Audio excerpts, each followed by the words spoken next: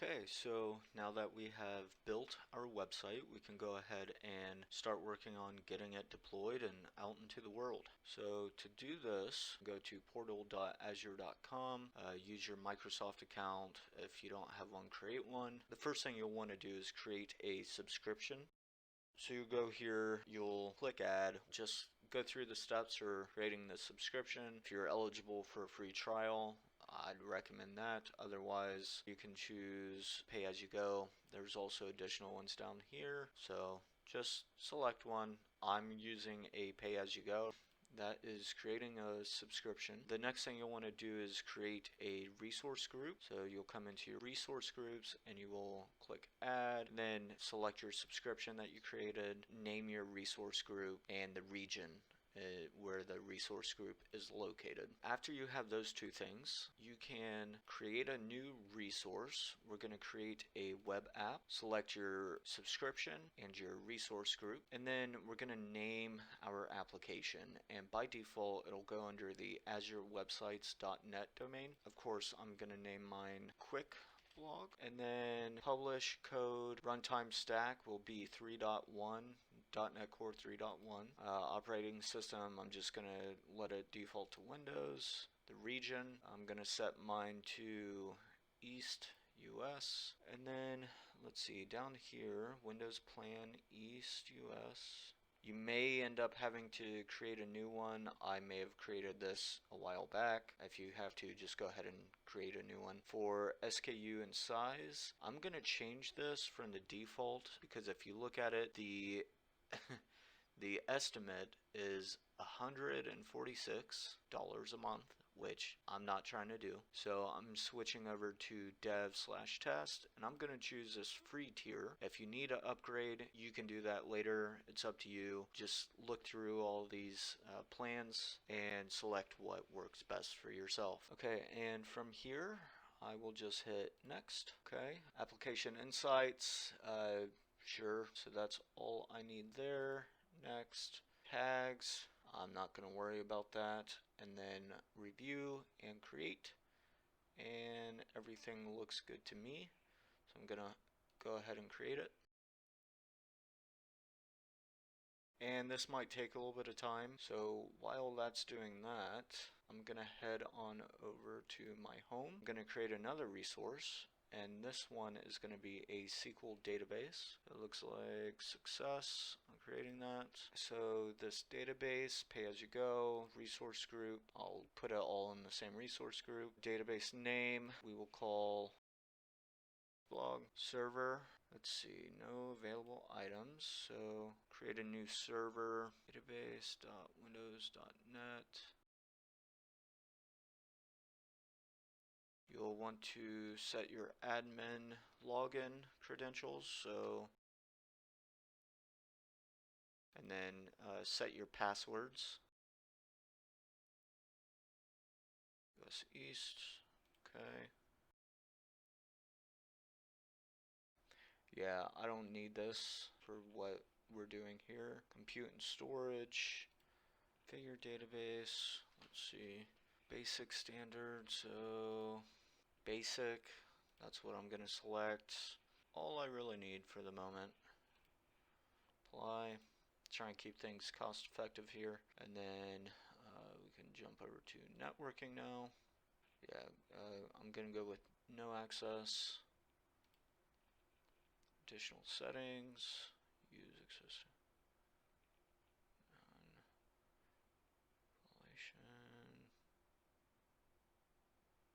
That's fine. Alright, not now. Okay, tags, none, review, and create, and we are good. So I'm creating that.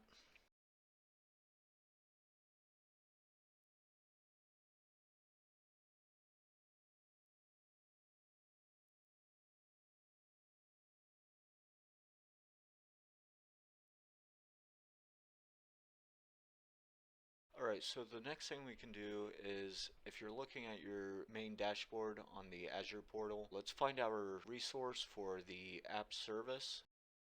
And then over here on the left side under the deployment section, go ahead and click on Deployment Center. Now we will start setting things up for our deployments. So we are going to choose Azure Repos, and we're going to choose Azure Pipelines, then Azure DevOps Organization. Select the organization that you chose, and then the application, and then the repository, and finally the branch. I'm going to choose master, then the build will be, of course, ASP.NET Core. Okay, and then just review over everything, make sure everything looks proper, and from there just hit finish.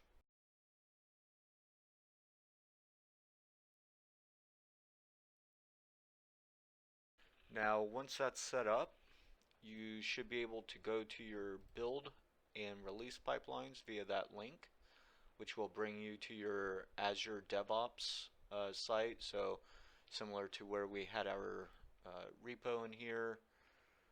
So that's all of our stuff. We can jump down to our pipeline, and we see now that we have this quick blog -1-CI. That's a auto-generated name for it, and our last commit, which for me the last commit on master was adding the blog editing. It's kicking off a automatic build right now, which is, that's fine, it's gonna run. You can rename this by clicking edit, and then up here, and you can save your changes. Okay. Yeah, that's probably gonna fail. It's an old build, but we'll get there. That's fine.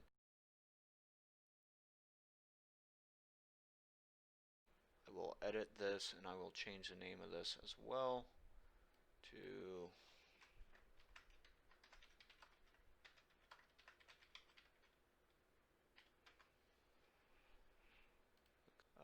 so save that, and then now over here we can go to manage branches, and then I'm gonna switch over to the master branch. I'm gonna just go ahead and do a pull just to make sure we're good and up to date with what is out there. Alright, and then what we'll do is right click on develop and select merge from. So ensure that it says merge from branch develop into current branch master. This is by default selected. Commit changes after merging. I'm fine with that. Hit merge. Conflicts. So for conflicts, we get to go through and resolve all these conflicts. So in my case, I'm gonna click on each one.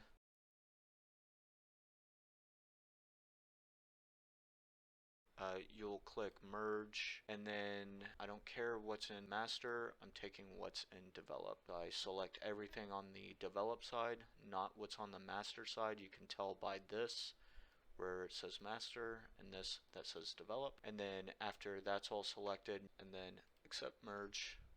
Okay, here just keep going through, delete from develop, edited on master, blog business manager. So we want to delete it because we no longer have the blog business manager. I renamed it. Merge, I'm taking what's in develop and accepting. iBlog, I'm deleting. App services, merge. Okay, so this is where you could mix and match. So like I could take this, but say I wanted this, and say I want this, or actually I changed my mind, I want this. But again, in our case, I'm taking everything from the develop branch and nothing from master. And just keep going through this and keep doing it till you're done.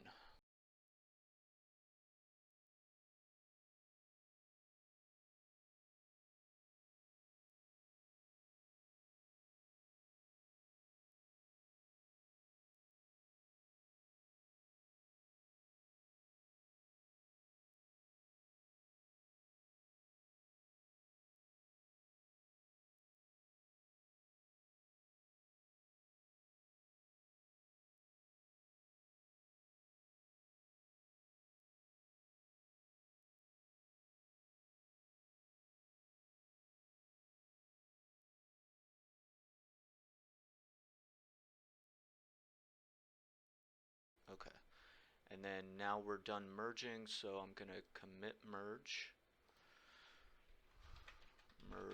develop into master.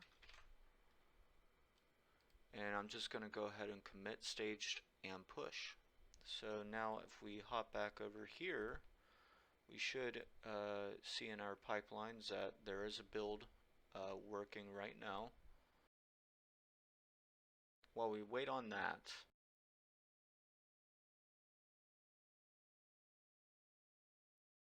alright, so we need to get our schema over to our deployed database. So over here in our deployed database, sure, we have a database, but it doesn't currently have our schema. So go to your local DB, right click on that database and go to task, and then in here we're going to go to extract data tier application. Here where it says DAC, that's the type of file it's gonna create. So let's just hit next, and then the application name, I'm gonna change that to just QuickBlog. Looks like it'll go here to be a DAC pack, and sure, I'll overwrite existing files, that's fine, there's nothing there. Hit next.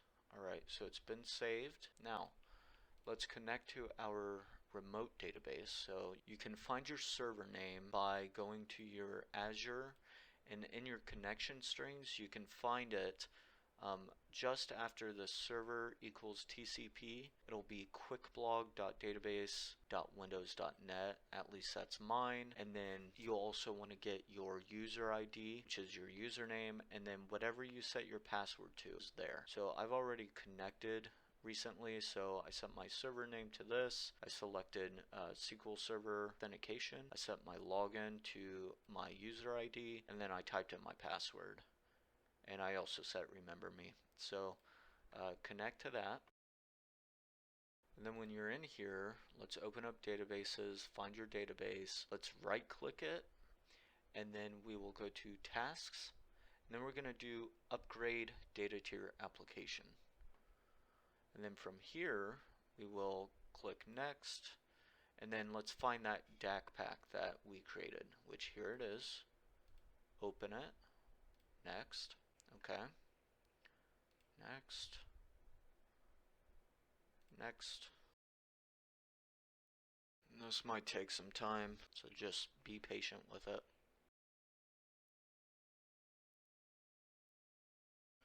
Okay, finally.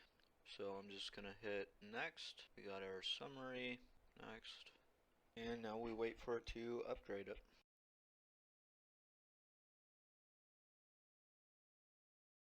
Okay, so it's finally done. We can go ahead and hit finish. Come over here, let's look at our tables. Looks like we have everything. Let's check on our pipeline. Okay, so we got a fail. Let's look at this. Okay. Uh-oh. So let's see. So let's see if we go in here. Oh, okay, so I guess when I was doing my merges, this stayed around, so I can just go ahead and delete that entire folder. Okay. And then, yeah, probably should have done a build before. Now let's hop back over here and we can see, go to our pipeline, see it's building again. Third time's a charm. And if you want, you can go inside of this and see what's going on. So right now it's on publish. It's got to go through all these steps. Just switched over to publish artifact. So it successfully built. So we have a successful build. Now if we go over to our releases, we see that there is a release one that was automatically created. It looks like it's automatically deploying to production for us. So okay, so it succeeded. So now if we go here and we jump over to our QuickBlog app service, we'll see that we do have a URL, and if we click on it, it should take us to our website. And it wasn't found. Okay. So let's see, maybe there's a disconnect somewhere. Here. Maybe it's this. Let's see, edit, tasks, deploy. Oh, okay. In here, run on agent. If we want to, let's see, task for Azure App Service Settings. Okay, we're gonna add that, and then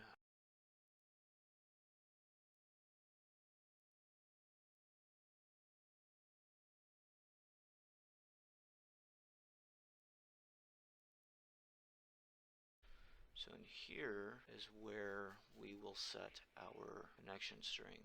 So it'll be an array with a value inside. Name will equal default connection. Then we'll have value, and that will equal our actual connection. I'm gonna put that under there for now, and then I'll fill that in a second. And we're also gonna have type that will equal what, SQL server. This one. Go to my show database connection string. Then come over here, I'm going to paste in here. And then I'm going to set my password, you set yours.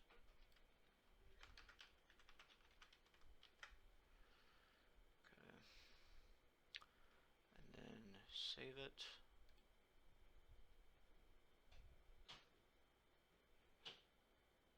And I forgot a comma right there. Save it again. Okay. And now let us do another build. What did I change last time? I went into app settings. There we go.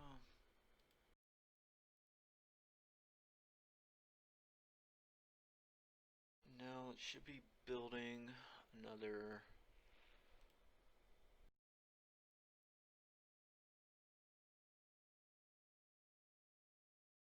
Okay, so now looks like we've set our default connection properly, but we're currently blocked by a firewall rule where the IP address is not being allowed.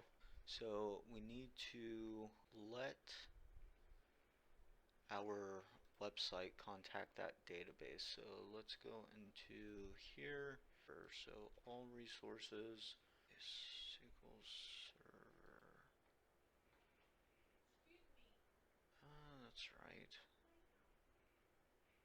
And firewalls and virtual. Allow Azure services and resources to access this server. Yes. Okay. So save that.